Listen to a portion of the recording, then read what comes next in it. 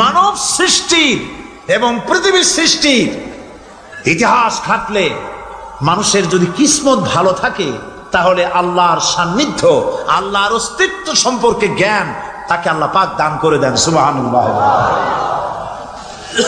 পৃথিবীর সৃষ্টির ব্যাপারে বুদ্ধিজীবীরা কি বলছেন দেখুন। পৃথিবীর সৃষ্টির ব্যাপারে বিজ্ঞানীরা বলছেন যে এই পৃথিবী এরকম ছিল না তো কিরকম ছিল। এইটা সূর্যের পাশ থেকে একটা উজ্জ্বল শক্তিশালী জ্যোতিষ্ক দারুণ ফোর্স নিয়ে যাচ্ছিল। সেই ফোর্স সহ্য করতে না পেরে সূর্যের একটি দুর্বলতম অংশ সূর্য থেকে ছিটকে মহাশূন্যে পড়ে গেল, আর ঘুরতে ঘুরতে এই পৃথিবীর অস্তিত্ব লাভ করলো।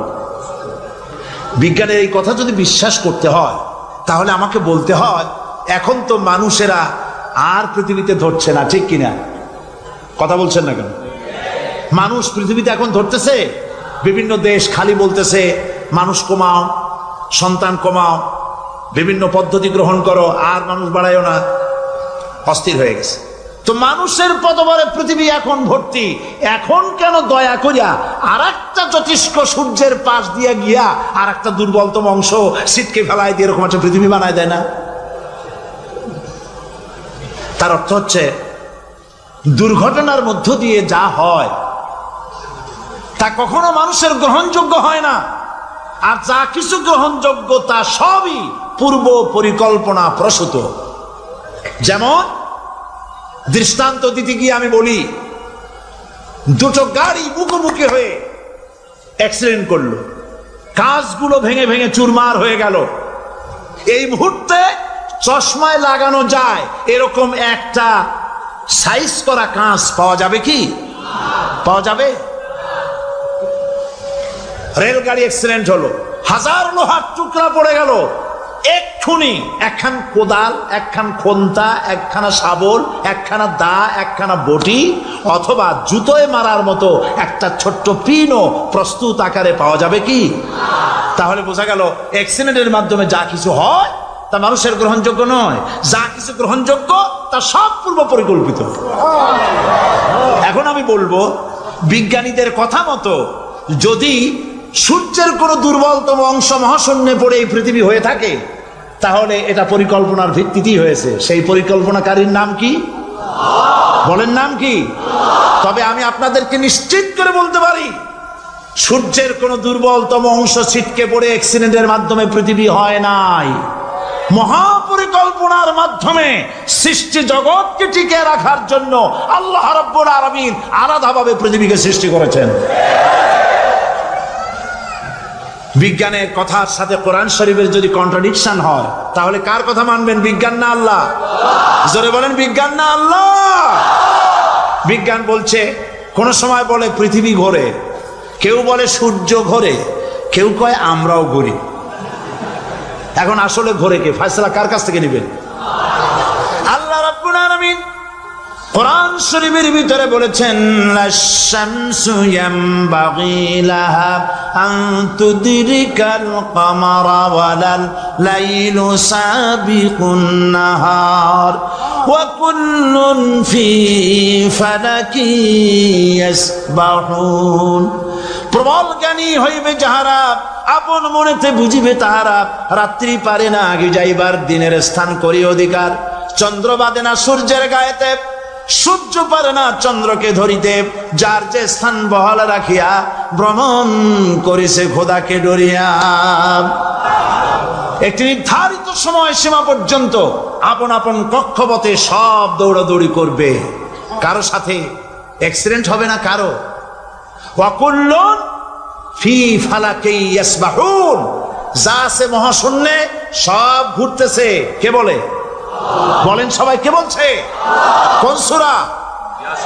সূরা ইয়াসিন। আবার শুনুন, আল্লাহ পাক ফয়সালা দিচ্ছেন ঘোরে কেডা? শুধু সূর্য ঘোরে না, শুধু চন্দ্র ঘোরে না, আল্লাহ মহাশূন্যে যা রেখেছেন সব ঘুরতেছে, সবই সন্তরণশীল, সব গতিশীল। সুতরাং ফয়সালা তো আল্লাহর কাছ থেকে নিতে হবে। পৃথিবী সৃষ্টি করেছেন, মানব গোষ্ঠী সৃষ্টি করেছেন এবং মানুষের প্রয়োজন মিটিয়েছেন। হে মানুষগুলিকে কে সৃষ্টি করেছে? মানুষ সৃষ্টির ব্যাপারেও দার্শনিকরা মানুষদেরকে বিভ্রান্ত করে। যা কলেজে বিশ্ববিদ্যালয়ে পড়ানো হয়, এই কোরআন শরীফ বিশ্ববিদ্যালয়ে পড়ানো হয়? হ্যাঁ হয়। কয়েকটা আয়াত, কয়েকটা সূরা পরীক্ষা পাস করার জন্য একটু একটু অপশনাল রেখে দেওয়া হয়েছে। বর্তমান যে শিক্ষা কমিশন, শামসুল হক শিক্ষা কমিশন রিপোর্ট মন্ত্রী পরিষদে অনুমোদন করেছে বর্তমান সরকার। এই শিক্ষানীতিতে বলা হয়েছে ক্লাস 1 থেকে নিয়ে ক্লাস 5 পর্যন্ত ধর্মীয় শিক্ষা দিতে দেওয়া হবে না। তাহলে ক্লাস 5 পর্যন্ত যদি ধর্মীয় শিক্ষা না থাকে, তাহলে ক্লাস 6-7-এ ওঠার পর আলিফ জাওরা বাজাবর বা আনাকুম জানাকুম ছেলেরা পড়বে? মেয়েরা পড়বে? আসল উদ্দেশ্য হলো ইসলাম থেকে জাতিকে দূরে সরাবার জন্য ষড়যন্ত্র। এই সরকারের প্রণীত শিক্ষানীতি আমরা মানি না। আপনারা মানেন? যেই মাদ্রাসা মানুষের চরিত্র সৃষ্টি করে, বর্তমান সরকার সেই মাদ্রাসাগুলি একটা একটা করে ধ্বংস করার পরিকল্পনা গ্রহণ করেছে।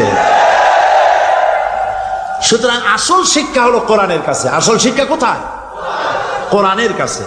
কোরআন যদি শিখানো হতো, কোরআন যদি শিখানো হতো কলেজে বিশ্ববিদ্যালয়, তাহলে গতকাল চট্টগ্রাম বিশ্ববিদ্যালয় থেকে যেসব ছেলেরা বিশ্ববিদ্যালয় কর্তৃপক্ষ কর্তৃক বরাদ্দকৃত, হাইজ্যাক করা নয়, বরাদ্দকৃত 4খানা বাস দিয়ে কোরআন শুনতে আসতে চেয়েছিল, বর্তমান সরকারের তথাকথিত সোনার ছেলেরা আসতে দিল না। কোরআন যদি তারা পড়তো, তাহলে কোরআন শরীফ শুনতে তারাও আসতো। কপাল পড়া। জোরে বলেন কি? আরো জোরে বলেন কি? কপাল পড়া। সব ভালো লাগে, কোরআন ভালো লাগে না। এদেরকে শিখানো হয়েছে, আরে তোমরা তো মানুষ না। বলে আমরা কি? তো তোমাদের ডারউইন বাবাজি বলে নাই, শোনো নাই? কি পড়ো টড়ো তোমরা, বুদ্ধি শুদ্ধি রাখো না। ডারউইন বলেছে, থিওরি অফ ইভলিউশনের মধ্যে বলেছেন মানুষ মানুষ না। বলে কি? মানুষ হলো বান্দর। কপাল পোড়া কি? কপালে লেখা থাকে? কাজে কামে প্রকাশ হয়ে যায়। ডারউইন বলল মানুষ মানুষ না। আলফ্রেড বললেন মানুষ হলো মানুষই ঠিক, তবে মানুষ হলো সেক্স সর্বস্ব জীব। সেক্স সমস্যার সমাধান করলে মানুষের সব সমস্যার সমাধান হয়ে যাবে। কার্ল মার্কস বললেন মানুষ হলো পেট সর্বস্ব জীব, পেট সমস্যার সমাধান করে দিলে সব সমস্যা শেষ। আর ডারউইন বললেন মানুষ মানুষই না, মানুষ কি? বলে বান্দর। ওরাং ওটাং শিম্পাজি আর ব্যাং থেকে মানুষের উৎপত্তি হয়েছে। আমি যখন জীবনের প্রথম শিম্পাজি দেখলাম, ওরাং ওটাং দেখলাম, তখন আমি মনে করেছি যে ডারউইন খামোখা ভুল করে নাই। এইটা দেখেই ও মনে করেছে যে এই হচ্ছে আমার মাতামহের গোষ্ঠী, এই হলো পিতামহের গোষ্ঠী। আপনারা একটু মাথা কাটায় চিন্তা করেন, মানুষ যদি বান্দর থেকে হবে, আজও বানর ফরেস্ট এরিয়া আছে কিনা বাংলাদেশে? চিল্লায় বলেন আছে কিনা? তো মানুষ যদি বান্দর থেকেই হবে, আপনারা কি কোনোদিন দেখেছেন যে একটা বান্দরের কোমর পর্যন্ত মানুষের মতো হয়ে সারছে? আর কিছুদিন গেলেই পুরা মানুষ হয়ে যাবে।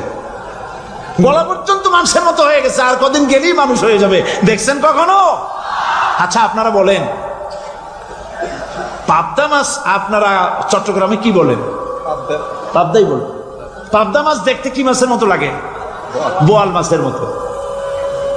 কোন পাগলে কি বলছে কথা যে বোয়ালের পূর্বপুরুষ পাবদা? পাবদাগুলি পুটি টুটি খাইয়ে খাইয়ে আস্তে আস্তে বোয়াল হয়ে গেছে, এ কথা কেউ বলে?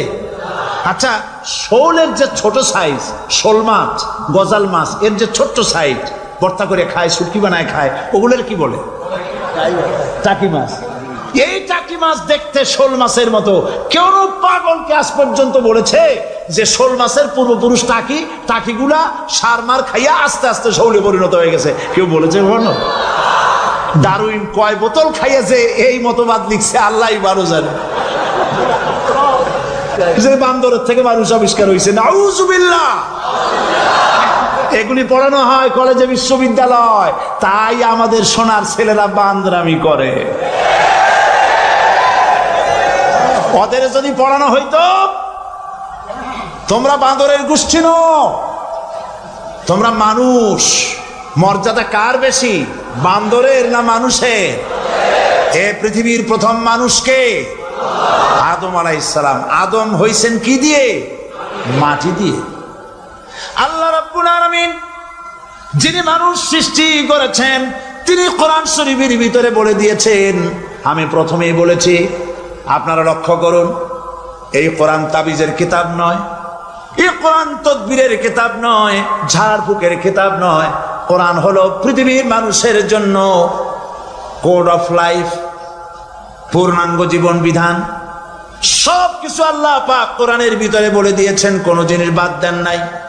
আপনি আমি কেমনে সৃষ্টি হয়েছে আল্লাহ পাক কোরআনের ভিতরে বলেছেন, ইন্না খালাকনাকুম মিন তুরাবিন সুম্মা মিন নুতফাতিন সুম্মা মিন আলাকাতিন সুম্মা মিন মুদগা। নিষ্প্রাণ মাটি দিয়ে তোমাকে উৎপন্ন করা হয়েছে, নিষ্প্রাণ মাটি উপাদান দিয়ে তোমাকে তৈরি করা হলো। মায়ের পেটের ভিতরে এক ফোঁটা নাপাক পানি জমাট রক্তে পরিণত হয়ে গেল, জমাট রক্ত আস্তে করে গোস্ত পিণ্ড হলো, গোস্ত পিণ্ডকে সুন্দর করে সাজায়া হাড্ডি গুড্ডি বানায়া স্ট্রাকচার তৈরি করে তার উপরে ফাকাসাউনাল ইযামা লাহমা, চামড়া দিয়ে গোস্ত দিয়া সাজায়া সুন্দর করে বানানা। আল্লাহর পরিচয় শুনুন, আল্লাহ আমার কেমন আল্লাহ। মায়ের পেটের ভিতরে সন্তান বানায়া এরপরে যখন রূহ দেওয়া হয়েছে, ক্ষুধা লেগেছে, খাবারের প্রয়োজন হয়েছে, আল্লাহ রাব্বুল আলামিন ওই কচি বান্দা মায়ের পেটে বসে কি খাবে, সেজন্য তার মা চিন্তা করে নাই, বাবা চিন্তা করে নাই, সরকার চিন্তা করে নাই। আল্লাহ রাব্বুল আলামিন মায়ের মাসিক অসুখকে বন্ধ করে দিয়ে সন্তানের নাভির সাথে আর মায়ের নাভির সাথে তার লাগায়া, পাইপ লাগায়া মায়ের মাসিক অসুখের রক্তগুলি দিয়ে সন্তানকে বড় বানালেন। মুখ দিয়া এই রক্ত পান করালেন না, মুখটাকে পবিত্র রেখে দিলেন যাতে করে পৃথিবীতে আসার পর ওই মুখ দিয়া আল্লাহ রাব্বুল আলামিনের জিকির করতে পারো। সন্তান মায়ের ভিতরে পেটের ভিতরে বড় হলো, আল্লাহ রাব্বুল আলামিন বলেন মাস দিন যখন পুরা হয়ে গেল, সুম্মা নুখরিজুকুম তিফলা, বাচ্চার আকারে পৃথিবীতে নিয়ে আসলাম। এখন খাবা কি? পৃথিবীতে যখন বাচ্চা এলো তখন তার পেটের সাথে যে সংযোগ ছিল মায়ের নাভির সাথে আর সন্তানের নাভির সাথে, সেই সংযোগ তার আর কি থাকলো? কি করা হলো? কেটে দেওয়া হলো। লক্ষ্য করুন, খাবারের জন্য একটি মাত্র পাইপ আল্লাহ লাগাইছিলেন, পৃথিবীতে সন্তান আসার সঙ্গে সঙ্গে পাইপটা কেটে দেওয়া হলো। এবার কি খাবে? আল্লাহ রাব্বুল আলামিন মায়ের বুক থেকে সন্তানের জন্য এবার সিঙ্গেল সিগন্যাল, তার জন্য সিঙ্গেল কোন লাইন যেটা ছিল কেটে দিয়া মায়ের বুক থেকে সন্তানের জন্য ডাবল লাইন আল্লাহ চালু করে দিলেন। এমন দুধ বানাই দিলেন যা শুধু খাবার নয়, শুধু ফুড ভ্যালু নয়, এই দুধের ভিতরে ক্যালসিয়াম, এর মধ্যে ভিটামিন, এর মধ্যে আয়রন, এর মধ্যে মেডিসিন। দুনিয়ার এই সন্তান ছিল ফি কারারিন মাকিন, সুরক্ষিত জায়গার ভিতরে ছিল, কোনো পলিউশন সেখানে যেতে পারতো না, রোগের জার্ম সেখানে যেতে পারতো না। দুনিয়ায় এলো দূষিত আবহাওয়ার ভিতরে, এই সন্তানকে এখনই অ্যান্টিবায়োটিক খাওয়ালে পরে অসুবিধা হবে। আল্লাহ রাব্বুল আলামিন মায়ের দুধের ভিতরে ঔষধ দিয়া রোগের প্রতিষেধক বানায়া দিলেন। এ হলো আমার আল্লাহ। এ আমার কে? আল্লাহ। জোরে বলেন আল্লাহ। আল্লাহ আল্লাহ রাব্বুল আলামিন মায়ের দুধ দিয়ে সন্তানকে বড় করলেন আর শোনায় দিলেন, খবরদার এই মায়ের সাথে, এই বাপের সাথে নাফরমানি করবি না। মা বাপের জন্য আমার কাছে দোয়া করবি, রব্বির হামহুমা কামা রাব্বায়ানি সগীরা। সবাই পড়েন আমার সাথে, রব্বির হামহুমা কামা রাব্বায়ানি সগীরা। আল্লাহ পাক শিখাই দিলেন বান্দারে আমার কাছে দোয়া করায়, আল্লাহ আমার মা বাপ আমাকে ছোটবেলায় যেভাবে স্নেহের কোলে লালন পালন করেছে, এইভাবে আমার মা বাপ তোমার রহমতের কোলে লালন পালন করো। মনে থাকবে ভাইরা? বলেন মনে থাকবে? প্রত্যেক নামাজের পরে মা বাবার জন্য দোয়া করবেন, বেঁচে থাকুক আর মরে যাক, দোয়া করবেনই, মনে থাকবে। রব্বির হামহুমা কামা রাব্বায়ানি সগীরা। আবার পড়েন, রব্বির হামহুমা কামা রাব্বায়ানি সগীরা। আল্লাহ পাক মায়ের মর্যাদা এত বাড়াইছেন, সাহাবী প্রশ্ন করেছে, ইয়া রাসূলুল্লাহ খেদমত করব কার? হুজুর বলেন তোমার মায়ের, তারপরে কার? তোমার মায়ের, তারপরে কার? তোমার মায়ের, তারপরে কার? তোমার পিতার। বাপের চাইতে মায়ের মর্যাদা আল্লাহ 3 গুণ বাড়াইয়া দিলেন, 3 গুণ বৃদ্ধি করে দিলেন। হাদিস শরীফে এসেছে, হযরত আবী হুরায়রা রাদিয়াল্লাহু তাআলা আনহু রাসূলের কাছে এসে রাতের বেলায় কাঁদতেছিলেন। হুজুর প্রশ্ন করলেন, আবু হুরায়রা কাঁদো কেন? হযরত আবু হুরায়রা বলছেন, হুজুর মা আমাকে মেরেছে। তিনি প্রশ্ন করলেন, আচ্ছা মা তোমার মারলো কেন? তুমি কি কোনো বেয়াদবি করছো? তিনি বললেন না, তবে মারলো কেন? হযরত আবু হুরায়রা বলেন, ইয়া রাসূলুল্লাহ আপনার খেদমত থেকে বাড়ি ফিরতে আমার দেরি হয়ে গিয়েছিল। গভীর রাত্রে যখন বাড়ি গেছি, মা আমাকে প্রশ্ন করলেন, বাবা দেরি হলো কেন, কোথায় ছিলি? তাম পৃথিবীর মানুষ যেই কদম মোবারক চুমু দিতে পারলে ধন্য হয়ে যায়, সেই আখিরি জামানার পয়গম্বর নবী মুহাম্মদ রাসূলুল্লাহ সাল্লাল্লাহু আলাইহি সাল্লামের দরবার থেকে আসতে আমার দেরি হয়ে গেছে। ইয়া রাসূলুল্লাহ আমার মা আপনার নাম শুনে তার গা জ্বলে উঠল, তিনি কাফের মুশরিকা।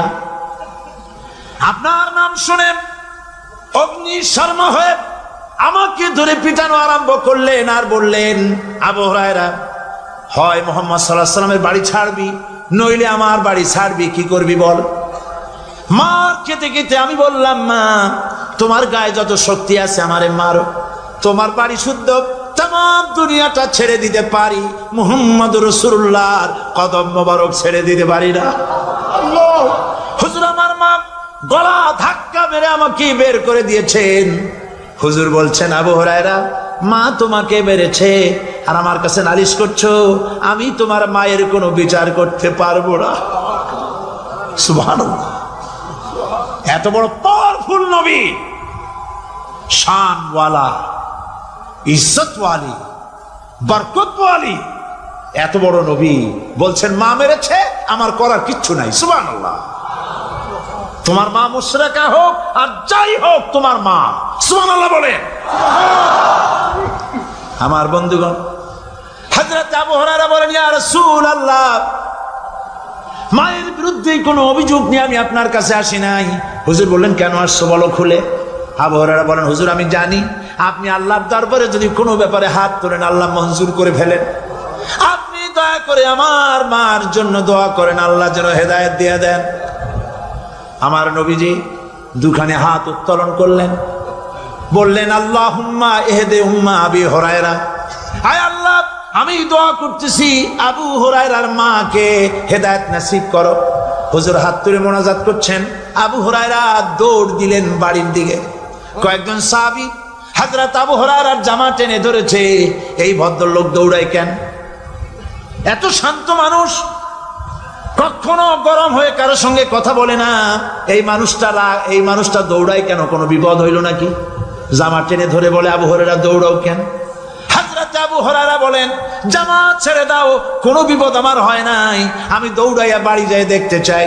আমি দৌড়াইয়া আগে বাড়ি যেতে পারলাম না, আমার নবীর দোয়া আগে আমার বাড়ি চলে গেছে, আমি এটা দেখতে চাই। হযরত আবু হুরায়রা দৌড়াতে দৌড়াতে বাড়ি চলে গেছেন। দরজায় নক করলেন, ভেতর থেকে আওয়াজ এলো, কে? তিনি বললেন, আমি আবু হুরায়রা। মা, দরজা খুলে দাও, আমি তোমার সন্তান। মা বললেন, বাবা অপেক্ষা করো, দরজা খুলতেছে। হযরত আবু হুরায়রা বলেন, মায়ের গলার আওয়াজের ভেতরে কুফরি কর্কশতা পেলাম না, মায়ের গলার আওয়াজের ভেতরে তাওহীদের নরমিয়াত পেলাম। আমার কাছে মনে হলো আমি আবু হুরায়রা বাড়ি আসার আগে নবীজির দোয়া আল্লাহর আরশে পৌঁছে গেছে। আবু হুরায়রা বলছেন, মা আমার কিছুক্ষণ পরে ঘরের থেকে বেরিয়ে এসেছেন, আমি দেখলাম মায়ের শরীর ভিজা, মাথার চুল দিয়া পানি টপকাচ্ছে। মা আমার বললেন, বাবারে তোমাকে মারার পর আমি নিদারুণ অনুশোচনায় পড়েছিলাম, মনে মনে ভাবলাম, আহারে আমার সন্তান আমি কেন মারলাম? সে তো কোনো খারাপ কাজ করে নাই, কোনো খারাপ জায়গায় যায় নাই, এত ভালো মানুষ যার সম্পর্কে লোকেরা খামোখাই মিথ্যা কথা বলে, এই ভালো মানুষটার কাছে গেছে, সেজন্য আমি মারলাম কেন? বাবা গো, আমি আমার ভুল বুঝতে পেরেছি, জীবনের ভুলও ধরা পড়েছে, আমাকে জলদি করে নিয়ে চলো বিশ্ব নবীর দরবারে। হযরত আবু হুরায়রার মা রাসূলুল্লাহর খেদমতে এসে ঘোষণা করলেন, আশহাদু আল্লা ইলাহা ইল্লাল্লাহু ওয়াহদাহু লা শারীকা লাহু ওয়া আশহাদু আন্না মুহাম্মাদান আবদুহু ওয়া রাসূলুহু। আমার ভাইয়েরা, আল্লাহ রাব্বুল আলামিন মানুষ সৃষ্টি করে পৃথিবীতে পাঠায় দিলেন, খাবারের ইন্তজাম করলেন, এগুলি সব আল্লাহর পরিচয়। আল্লাহরে চেনার জন্যে বড় বড় কিতাব ঘাটা লাগে না, কিসমতে যদি থাকে দুই একটা দৃষ্টান্ত যথেষ্ট হয়ে যায়। সুবহানাল্লাহ, সুবহানাল্লাহ, দুই একটা দৃষ্টান্ত যথেষ্ট। আল্লাহ পাক সমস্ত সৃষ্টি জগৎকে তৈরি করলেন, সৃষ্টি করলেন, আর তাদের খাদ্যের ব্যবস্থা করলেন। কে করেছেন খাদ্যের ব্যবস্থা? খাদ্য দেন আল্লাহ। কিন্তু অহংকারী যারা, তারা বলে দেশের বাম্পার ফলনের জন্য সমস্ত কৃতিত্ব সরকারের। বলেন আস্তাগফিরুল্লাহ, বলেন নাউজুবিল্লাহ। এদের একজন বলছিল, 3 বছর কিছু দিবার পারুন না, লোকেরা কয় আমরা না খাইয়ে থাকুম, আল্লাহ কয় আমিও দেহুম, কদ্দুর পারো না খাইয়ে থাকতে। ফসল কে দেন? জোরে বলেন, কে দেন?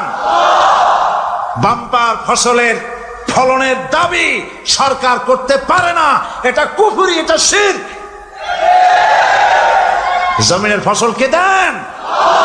আকাশের বৃষ্টি কার? পানি কার? সার কার? সব আল্লাহ পাক। আল্লাহ পাক কোরআন শরীফে বলেছেন, লাইন শাকারতুম লাযীদান্নাকুম ওয়া লাইন কাফারতুম ইন্না আযাবী লাশাদীদ।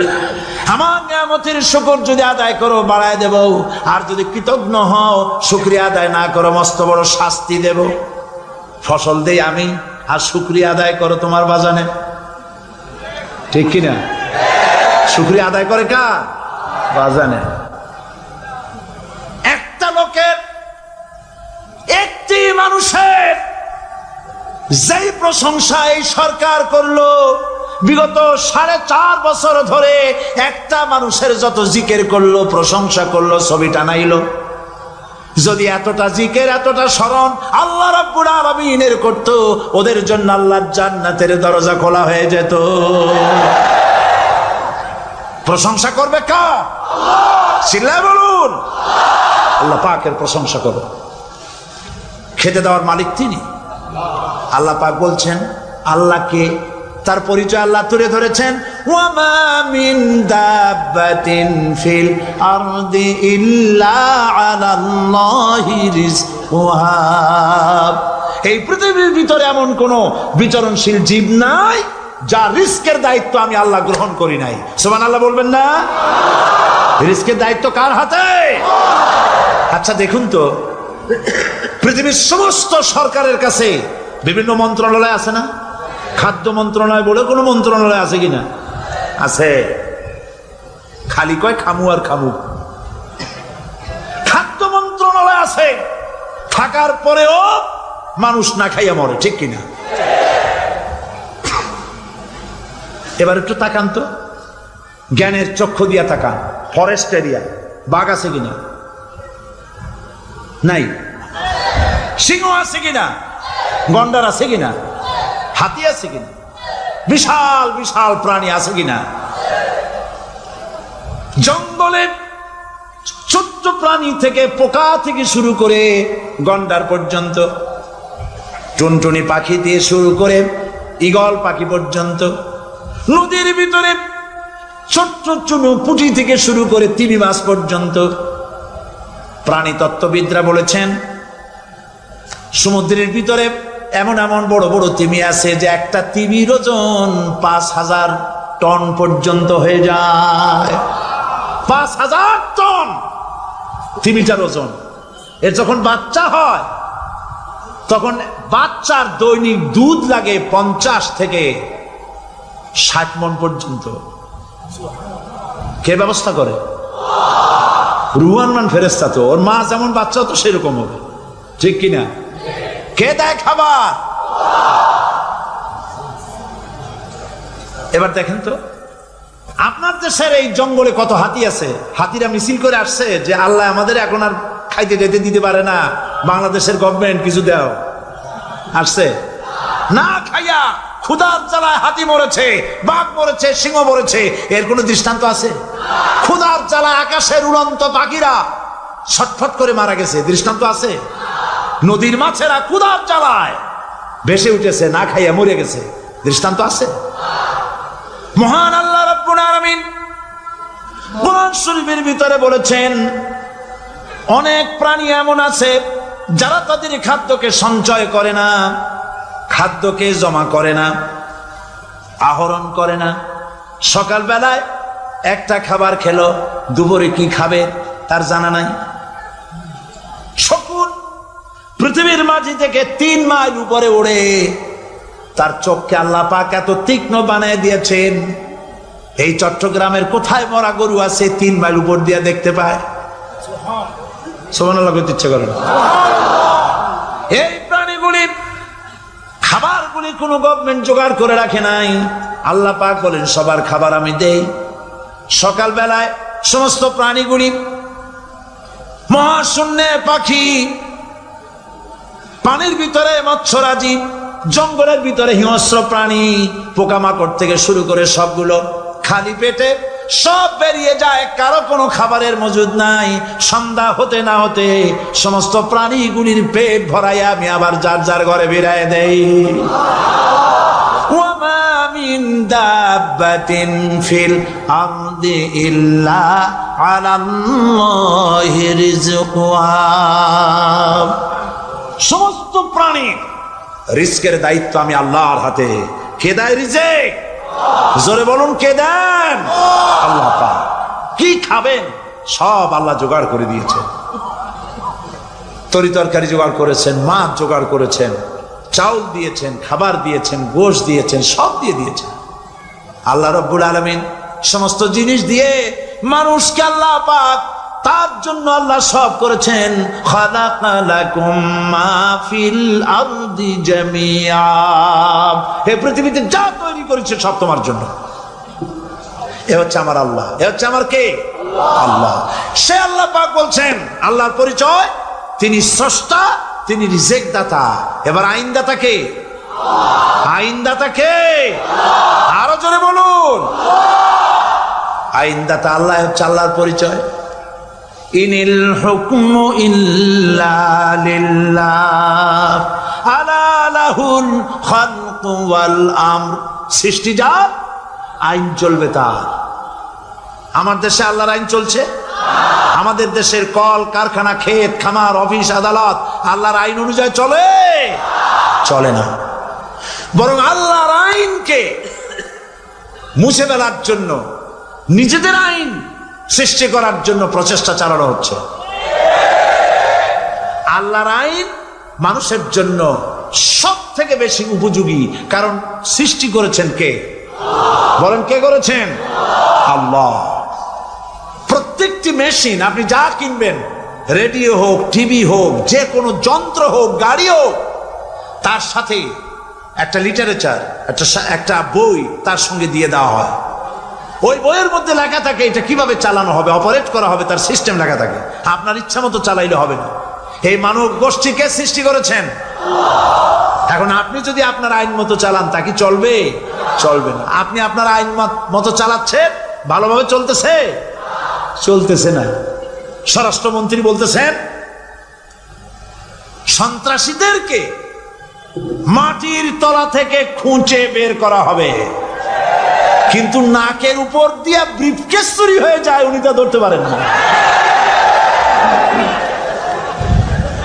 এই হলো আইন।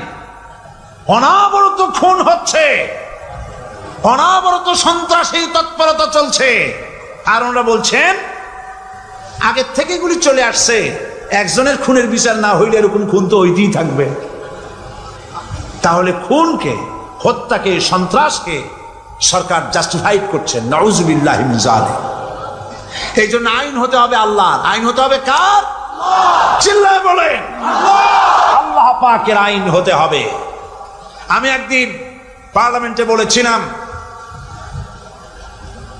আমার দেশের নেতা নেত্রীরা বারবার হজ করতে যান, উমরা করতে যান, সেখান থেকে আসার সময় কি আনেন? আতর, পাথর, সুরমা আর খুরমা, এই কিছু নিয়ে আসলেন। কিন্তু আমি বলেছি আপনারা কি কিছু চোখে দেখেন না?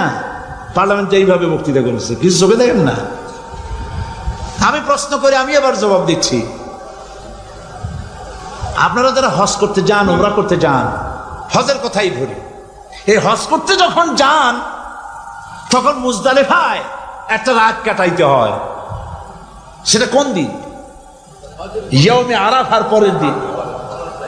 এই মাঠে দালান কোঠা আছে, এখানে বেড়া আছে, শামিয়ানা আছে, পর্দা আছে, তাবু আছে, কিচ্ছু নাই।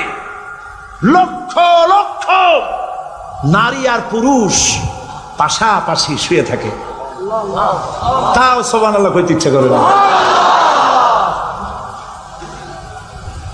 সারা রাত জনে জনে পুলিশ পাহারাদার নাই। কিরকম মেয়ে এলো, চাঁদের সৌন্দর্য হার মানায় দিতে পারে এরকম সুন্দরী, এরকম সুন্দরী নারী, সুদর্শন পুরুষ পাশাপাশি রাস্তার ধারে মরুভূমির ভিতরে সারা রাত কাটাচ্ছে। ইয়মে আরাফার পরের রাতটা একটা রাত পুরা। এভাবে চলতেছে বছরের পর বছর, শতাব্দীর পর শতাব্দী, সহস্রাব্দীর পরে সহস্রাব্দী। আমি প্রশ্ন করি, পৃথিবীর ইতিহাসে কেউ কি এমন কথা বলতে পেরেছে, লিখতে পেরেছে যে মুজদালিফার রাতে সেখান থেকে 10টা নারী হাইজ্যাক হয়েছে, 5টা নারী লাঞ্ছিত হয়েছে? বলতে পারবে? গভীর রাত্রে পুরুষ সঙ্গী ছাড়া সুন্দরী রমণী, যুবতী রমণী একাকিনী নিজের ঘর ছেড়ে আল্লাহর ঘরে তাওয়াফ করতে আসে। তাওয়াফ সেরে তাহাজ্জুদের নামাজ পড়ে আল্লাহর কাছে মোনাজাত করে একা একা হাজার হাজার লাখো পুরুষের ভিতর থেকে আপন ঘরে ফিরে যায়। কারো বাবার হিম্মত নাই একবার তাকায় সে তো রূপ উপভোগ করার জন্য আবার তাকায়, অথবা তার আঁচল ধরে টান মারে। আছে ইতিহাস? কথা কন না কেন? সুন্দরী একটা মাইয়া মক্কা থেকে মদিনা থেকে পাওয়া যায় না, 15 দিন হয়ে গেছে। হয়েছে কখনো? এবার জবাব দেন, কেন হয় না? কেন হয় না? আমার দেশের মেয়েরা রাস্তা দিয়ে হাঁটতে পারে না। হাই স্কুল মেয়েদের, হাই স্কুল মেয়েদের কলেজ যখন ছুটি হয়, তথাকথিত সোনার ছেলেরা গেটের সামনে এতিমের মতো কাড়ায় থাকে। অনবরত হাইজ্যাক হচ্ছে, ধর্ষণের সেঞ্চুরি হচ্ছে। আর ওখানে হয় না কেন? ওখানে হয় না এই কারণে, এই কোরআনের আইন আল্লাহ রাব্বুল আলামিন যে আইন দিয়েছেন, ওখানে আইন বলবৎ আছে। আছে নাকি? আছে কিনা? পুরুষ কোন নারীকে ধর্ষণ করেছে যদি প্রমাণিত হয়, সে যদি ফাহাদের ছেলে হয় আর ফাহাদের মেয়ে হয়, কোরআনের শাস্তি হলো পাথর মেরে উড়াইয়া দাও। তাকে জানিয়ে দেওয়া হবে রেডিও টিভির মাধ্যমে জেনাকারের ব্যভিচারীর শাস্তি হবে। চতুর্দিকে হাজারো লোকেরা দাঁড়াবে, হাতে পাথর নিয়ে পাথর মেরে তাকে তার গোশত হাড্ডি বাতাসের সাথে উড়ায় দেবে। একজন মানুষ আর একজন মানুষকে খুন করলো, এই আসামি ধরা পড়ে গেল, কোরআনের শাস্তি হলো যখন ধরা পড়বে প্রমাণিত হবে যেমন ভাবে হত্যা করেছে ওরেও হত্যা করো। এই দৃশ্য, এই আইন যদি বাংলাদেশে যদি এই আইন চালু হয়ে যেত, খুনের আসামি ধরা পড়েছে জেনার আসামি, প্রকাশ্য ময়দানে এলো, সাক্ষী প্রমাণে কোর্টে প্রমাণিত হলো সত্যি সে খুনি। এই বিশাল আউটার স্টেডিয়ামের মাঝখানে খুনি কি দাঁড় করাও, চতুর্দিকে হাজারো লাখো মানুষ থাকুক, রেডিও টিভির ক্যামেরা কার্যকর হবে, পত্র পত্রিকার সাংবাদিকরা আসবে, তরবারির এক আঘাতে খুনির কল্লাটা উড়ায় দাও, দেহটা নিঃসার হয়ে জমিনে পড়ে যাবে। এই দৃশ্য যারা দেখবে স্বচক্ষে, রেডিওতে, পত্র পত্রিকায়, আর 1 বছরের ভেতরে খুন করার হিম্মত কারো কলিজায় উঠবে? জেনাকারের পাথর মেরে উড়িয়ে দেওয়ার শাস্তি যদি চোখে কেউ দেখে, জেনা করার পুলক আর জাগবে? এটা নাম আল্লাহর আইন। এই আইন কার? এই আইন যতদিন পর্যন্ত বাংলার মানুষের, মুসলমানদের উপরে কার্যকরী না হচ্ছে, এই দেশে কার্যকরী না হবে, ততদিন পর্যন্ত হত্যা, ধর্ষণ, খুন বন্ধ হবে না। বন্ধ হবে। সুতরাং এই আইন হচ্ছে কার? আরো জোরে বলেন, আল্লাহ রাব্বুল আলামিন। মহান আল্লাহ রাব্বুল আলামিনের এই আইন অনুযায়ী যদি দেশ চলে, মানুষ শান্তি পাবে, চুরি বন্ধ হবে, ডাকাতি বন্ধ হবে, জেনা বন্ধ হবে, হত্যা ধর্ষণ বন্ধ হয়ে যাবে। নবীজি এমন একটি আইন চালু করে দিয়ে, কোরআনের বিধান চালু করে দিয়ে এমন একটা সমাজ চালু করেছিলেন, যেই সমাজ সম্পর্কে হুজুর নিজে বলেছেন, খায়রুল কুরুনে কারনি, সর্বশ্রেষ্ঠ যুগ হলো কার যুগ? আমার যুগ। সুবহানাল্লাহ বলেন। রাসূলের যুগ হলো সর্বশ্রেষ্ঠ যুগ। সেই কোরআন, সেই হাদিস আজও আছে না নাই? বলেন জোরে, আজও আছে না নাই? সেই কোরআন এবং সুন্নাহ দিয়ে দেশ শাসন হোক, এটা কি আমরা চাই? কারা কারা চাই? দু হাত উঁচু করে দেখা।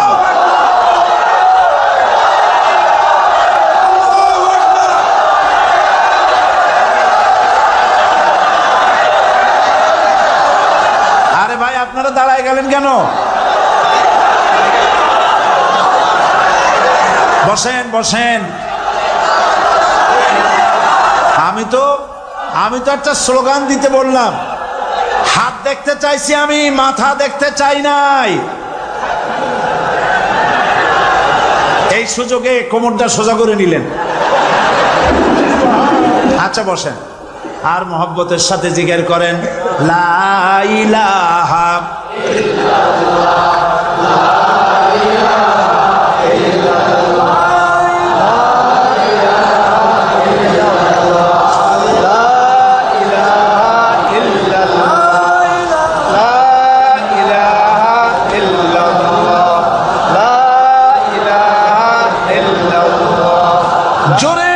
সবাই জিকির করেন, লা ইলাহা ইল্লাল্লাহ, লা ইলাহা ইল্লাল্লাহ, লা ইলাহা ইল্লাল্লাহ, লা ইলাহা ইল্লাল্লাহু মুহাম্মাদুর রাসূলুল্লাহ। বসুন, আমরা মুনাজাত করব। আল্লাহ রাব্বুল আলামিন আয়াতুল কুরসির ভিতরে আল্লাহর সার্বভৌমত্বের কথা বলেছেন। আল্লাহু লা ইলাহা ইল্লা হুয়াল হাইয়ুল কাইয়্যুম। পড়েন আমার সাথে সবাই, আল্লাহু লা ইলাহা ইল্লা হুয়াল হাইয়ুল কাইয়্যুম। আল্লাহ হচ্ছেন যিনি ছাড়া কোনো ইলাহ নাই, তিনি শাশ্বত চিরঞ্জীব। সুবহানাল্লাহি ওয়া বিহামদিহি। আগামীকাল এর বাকি অংশ আমি আপনাদের সামনে আলোচনা করব ইনশাআল্লাহ। জোরে বলেন ইনশাআল্লাহ। দাঁড়ানো ভাইরা বসেন। আপনাদের পাশে যারা দাঁড়িয়েছেন অনুরোধ করে বসায় দেন। বলেন যে আর 5টা মিনিট বসেন, আল্লাহর রাস্তায় হাইটেন না। হ্যাঁ বলেন, বলেন আপনারা যে আল্লাহর রাস্তায় হাইটেন না, বসেন, সবাই বসেন। এত বড় মাহফিলের মুনাজাত, সুবহানাল্লাহ বলেন। চট্টগ্রামের ইতিহাসের শ্রেষ্ঠ মাহফিল, চিল্লায় বলেন সুবহানাল্লাহ। গোটা বিশ্বে কোরআনের শ্রেষ্ঠ মাহফিল, বলেন সুবহানাল্লাহ। যারা বলেন আলহামদুলিল্লাহ। আগামীকাল এ মাহফিলের আখেরি মুনাজাত হবে ইনশাআল্লাহ। বলেন ইনশাআল্লাহ। আমি আন্তরিকভাবে দুঃখিত, প্রতি বছর আমার মা বোনদের জন্য, চট্টগ্রামবাসী আমার মা বোনদের জন্য আলাদাভাবে তাদের প্রশ্নের উত্তর দেই এবং তাদের সামনে কোরআন হাদিসের কথা আলাদাভাবে বলি। এবছর দিন কম হয়ে গেল বলে মহিলারা, মা বোনেরা বঞ্চিতা হয়ে গেলেন। শিশু কিশোরদের জন্য আলাদাভাবে সমাবেশ করা হয়, তাও বঞ্চিত হয়ে গেল। এই বিশাল তাফসীরুল কোরআন মাহফিলের বরকত থেকে চিটাগংবাসীকে যারা বঞ্চিত করলো, আল্লাহ তাদের হেদায়েত নসিব করে দিন। যদি হৃদয় থাকে,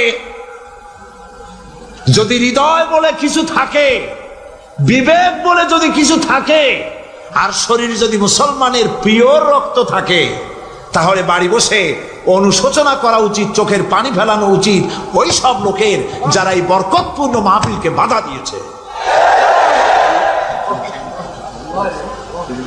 আর যাদের কলজার মধ্যে আল্লাহ মোহর মেরে দিয়েছে, এগুলোর তো হেদায়েত হবে না। যারা, যাদেরকে আল্লাহ পাক তৈরি করেছেন জাহান্নামের জন্য, ওদের কাছে মাহফিল অসহ্য, সহ্যই হবে না। নাউজুবিল্লাহ বলেন। চট্টগ্রামবাসীর জন্য তাফসীরুল কোরআন মাহফিল নিয়ামত। এই নিয়ামত কিয়ামত পর্যন্ত আল্লাহ টিকায় রাখুন, বলি আমিন। আগামীকালের আখেরি মোনাজাতে সমস্ত মুসলমান চতুর্দিক থেকে আল্লাহ পাকের নারা লাগাতে লাগাতে আসবেন। আল্লাহু আকবার, নারায়ে তাকবীর। গোটা চট্টগ্রাম, গোটা চিটাগাং শহর আগামীকাল কোরআনের মিছিলের শহর হবে ইনশাআল্লাহ।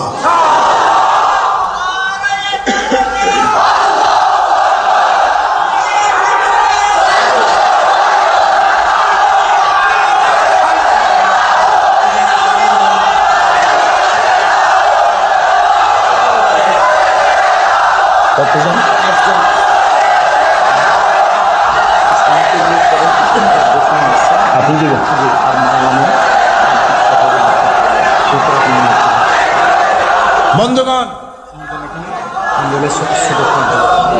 আজকে কোরআন শরীফের তাফসীর শুনে ইসলামের প্রতি আকৃষ্ট হয়ে 8 জন অমুসলিম ভাই ইসলাম কবুল করার জন্য এসেছে।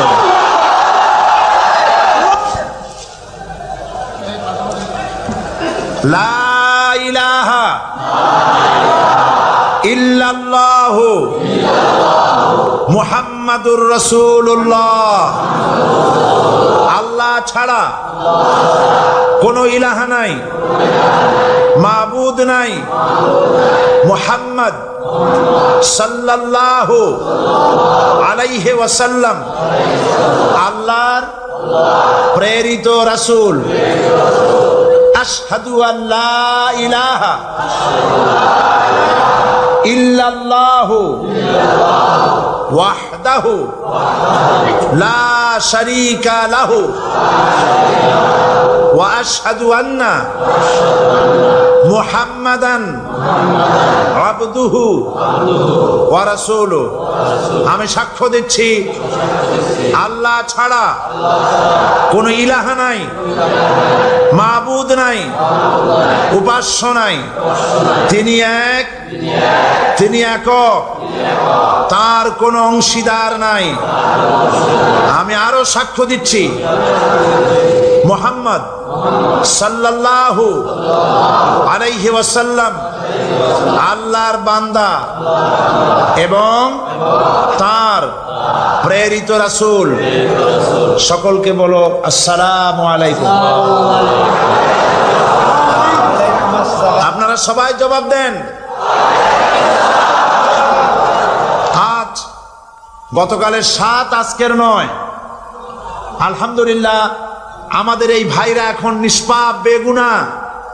আমাদের এই নবাগত ইসলামে দীক্ষিত নিষ্পাপ মুসলমানদের সাথে আমি আপনাদের পক্ষ থেকে আলিঙ্গন করছি।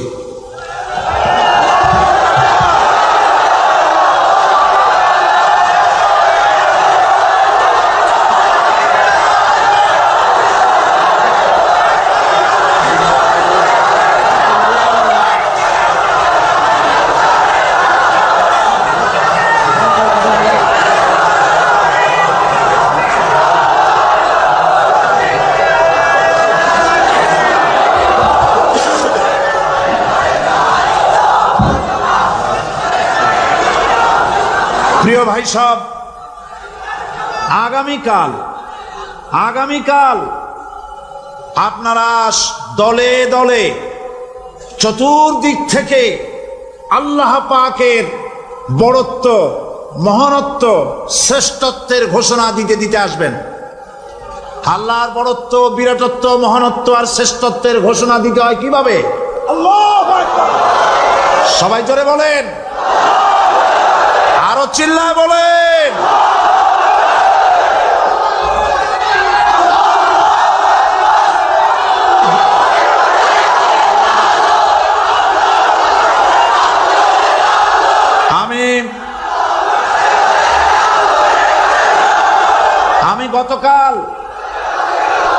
আমি গতকাল এই মাহফিলে পুলিশ প্রশাসনকে অনুরোধ করেছিলাম, আজকের মাগরিবের নামাজের মধ্যে 40 জন নিরপরাধ কোরআন পাগল মুসলমানদেরকে জেল থেকে মুক্তি দেওয়ার জন্য। আপনারা তামসা মনে করবেন না। পুলিশ কমিশনার সাহেব, মুসলমানদের ঈমান নিয়ে, আগুন নিয়ে খেলা করবেন না। রাজশাহী এবং চট্টগ্রাম এক জিনিস নয়। আপনি রাজশাহীকে নির্যাতন করে এসেছেন, আমাদের কাছে সে হিসাব আছে। আপনি চট্টগ্রামের যদি এই মুসলমান ছেড়ে না দেন, আপনার মৃত্যু হবে, পাগল হয়ে মরবে।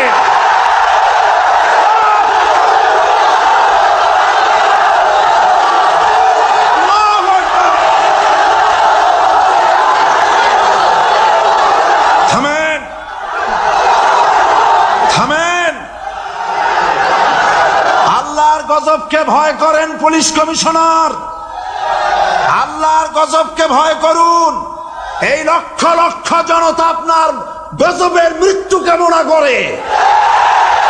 আপনি যদি কালকে জুমার আগে 40 জন ছেড়ে না দেন, এই মাহফিল থেকে এমন কঠোর কর্মসূচি ঘোষণা করা হবে, গোটা চট্টগ্রাম অচল হয়ে যাবে।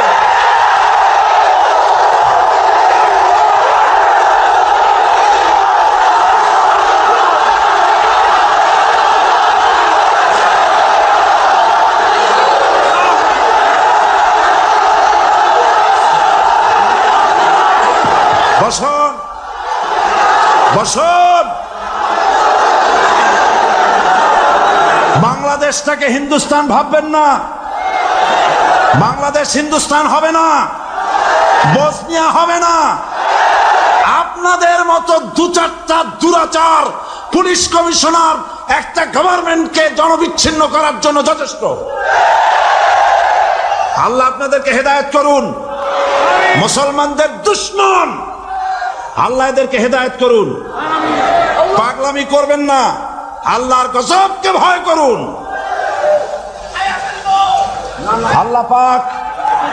আল্লাহ পাক মুসলমানদেরকে ধৈর্য ধরার তৌফিক দান করুন। সবাই বলেন আমিন। আল্লাহ পাক মুসলমানদেরকে ধৈর্য ধরার তৌফিক দান করুন, বলেন আমিন। আমি আজ আপনাদের খেদমতে আরজ করি, আগামীকাল দলে দলে কোরআনের তাফসীরের মাহফিলের মোনাজাতে শরীক হন। আল্লাহ তৌফিক দান করুন।